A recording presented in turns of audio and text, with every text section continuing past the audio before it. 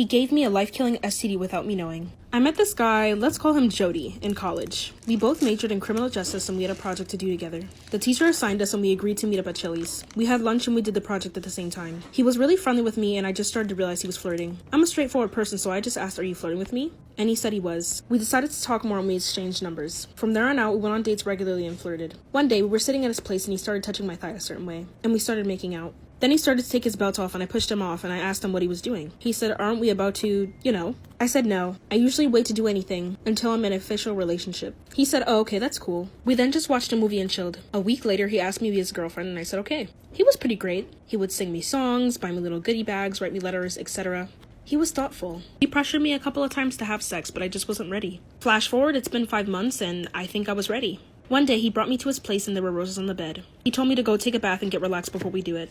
After I finished, we had sex, unprotected.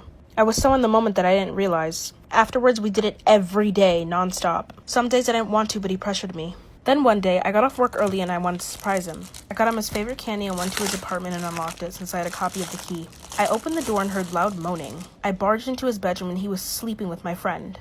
I looked in shock and dropped the candy. "Sorry, you couldn't give me what I was wanting this whole time, even after waiting," he said. I ran out of the room and cried. I went home and blocked him on everything. I was heartbroken for 2 months. During this time period, my best friend was there for me. One day I felt sick.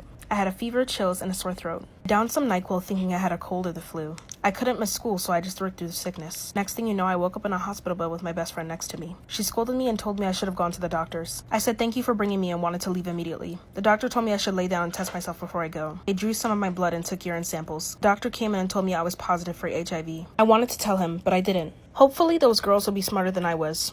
Follow for more story times. I waited for my wedding to confront my cheating fiancé. So I met this guy named Carson and we met at Chili's and he was the server. When I looked at the receipt, he left me his number. I left cash and a $10 tip. After that, I texted the number saying hey and he said hey with a winky face back. We went on dates, vacations, we even graduated together and got our bachelor's degree. We soon got a house and a dog together and our life was perfect. One day, my best friend called me to go to the beach and I did. I got out of the car and saw him in the parking lot standing in a circle of roses. He grabbed my hand, brought me into the circle, and got down on one knee. He proposed. I said yes. Everyone was recording, my mom, sister, dad, best friend, and friends. We had a picnic on the beach after to celebrate. Everything was fine after that. We planned the wedding. He didn't take me out on dates much and hung out with his friends a lot. He was probably planning the wedding. One day while I was doing laundry, I got a whiff of his shirt and it smelled like perfume. A fruity one. Not one I'd wear. I examined it more and it had a red mark on it, but I didn't want to assume. So while he was taking a shower one day, I checked his texts. This girl Vanessa was texting a lot and I read some of their texts and it was very graphic. I was confused. They said hello at first, but they started flirting and they even exchanged nudes. It turns out they had been going on dates weekly and I was so hurt and heartbroken. He texted her that he was going to leave me for her and he only wanted my money once we got divorced. I started crying, but I didn't want him to see me crying, so I got in my car and drove off. I called my best friend and told her to meet me at Starbucks. I explained to her what happened. She was so mad. She was about to call him, but I told her to wait. What if we made a plan? Something that could embarrass him? And she agreed. We came up with the best plan for the wedding.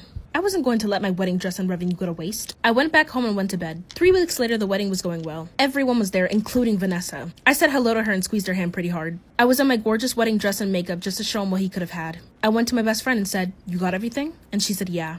We both giggled and went our separate ways. Then, the wedding began. Everyone was in their places and my father began walking me down the aisle. I had an evil smile on my face and Carson was confused but smiled. We held hands and I stared into his eyes. He read his vow, but I claimed I was too emotional to read mine, even though I lied. He then said, "I do." And I paused before I could say mine and said, "I want to show you all something first. Best friend will be passing around the good news. Don't open them until I say go." So my best friend had a stack of folders in her hands and passed them out to every person. Okay, ready? 1, 2, 3. Everyone opened them and everyone's faces turned to shocked. Some people gasped in horror. The folder contained printed out text messages of Carson and Vanessa flirting and their nudes. Carson looked around in confusion and grabbed his best man's folder and saw. He looked back at me with his mouth wide open. Next thing you know, my father sucker punched him in the face and had to be held back by my brothers. Carson ran out the altar. Vanessa sat there in shock. I went over to her and slapped her and called her a homewrecker. She left crying and they were never to be seen again. Karma is by far the best revenge. Follow for more story time. This girl I knew was a racist and running a slave house. It was my freshman year and we were doing a project in chemistry. The group project and the teacher gave us a week to work on it. Let's call this girl Caroline. Caroline was pretty rich. She lived in a mansion. And her father owned a jewelry company that was notorious for their rings. There were a couple of rumors about her being racist, but she was so nice and there was never any proof for it. I usually don't believe in rumors without proof. So before time ran out of class, she offered to continue the project at her house. I was the only person that could go, so I agreed. She said she'd pick me up at 3 p.m. and we would stay for however long I wanted. The next day, I got ready and she texted me she was outside. I walked out and she was in a limousine that was white with gold rims. I entered the car and told her this was nice and she said thank you. She gave me ice cream and we talked. We got along pretty well. We ended up arriving and there was this beautiful mansion. The grass was green, the roses were red, everything was so nice. There was a tree a little bit in the backyard and there was a rope hanging from it. I was confused, but I brushed it off. The driver was black and a black woman opened our car door. She guided us to the front area. There were a bunch of maids lined up to say hello. It was only black maids though. They were dark skin or brown skin, nothing above or in between. It was really odd because I thought there would be some diversity. I brushed it off and didn't pay attention. Walked down a hall and saw certain flags that made me uneasy. I saw a Confederate flag, swastika symbol, a Donald Trump flag. She said these flags sucked and made her uncomfortable and I just nodded. So then we went to her room and it was so nice. It was pink, white, and gold. We sat down and did our project. Her father knocked and walked in. He saw me and stared at me for a moment and was confused. Are you one of the workers' daughters? Before he could finish, Caroline grabbed his arm and walked away with him. I'm black, keep in mind you. If that already wasn't obvious. I was offended by this and put my ear against the door and heard a little bit of the conversation. She said she brought me over because rumors were going around that she was racist. He said okay as long as I don't carry any diseases. She came in and apologized and I said it's okay. Just as I was about to say I wanted to leave, the father came in and offered to stay for dinner. And I said sure. Maybe he was trying to be polite after. We finished our project around 6 p.m. and it was time for dinner. She walked me down the hall, same flags, and walked me into the dining room. The table was long, the plates were plated in gold and white, and the food looked so good. It was steak, asparagus, grapes, a salad, and some water, and some type of homemade juice. It was just maids setting down the table, but they were just black. Again. I sat down and continued eating my food. The father asked me if I liked it, and I said I did. He said I was grass-fed and high quality and that this was a once-in-a-lifetime experience. So after a black maid came into the room and began pouring his wine, she accidentally spilled it on him and he screamed, "This is why I can't stand your people, you N-word." And he took off his belt and whipped her. I got up and ran out of the room. Caroline was running after me until I eventually ran out of the house. I managed to call my mom to get me an Uber and went back home. That was one of the most disturbing experiences in my life and I don't ever want to experience that again. I never talked to her again. She paid me $300 not to say anything, but I said something anyways. Lesson learned, stick with your own folks. Just kidding. Follow for more story times. Why you should never trust anyone online. I was 16 years old and a sophomore in high school. I was pretty and well known. Most people liked me, but I didn't think I was popular or anything like that, even though people thought I was. I didn't have a lot of social media, only Instagram. One day, someone requested to follow me on Instagram. I had 1,899 followers, so this would be my 900th. I vowed to never let anybody I didn't know follow, but I was desperate for that, and I accepted. They liked 5 of my photos and left comments about how pretty I was under it. I was happy. Then 1 hour later, they texted me. Their username was Troy_Brown03. And he said, "Hey, you're really beautiful. Can I get to know you?"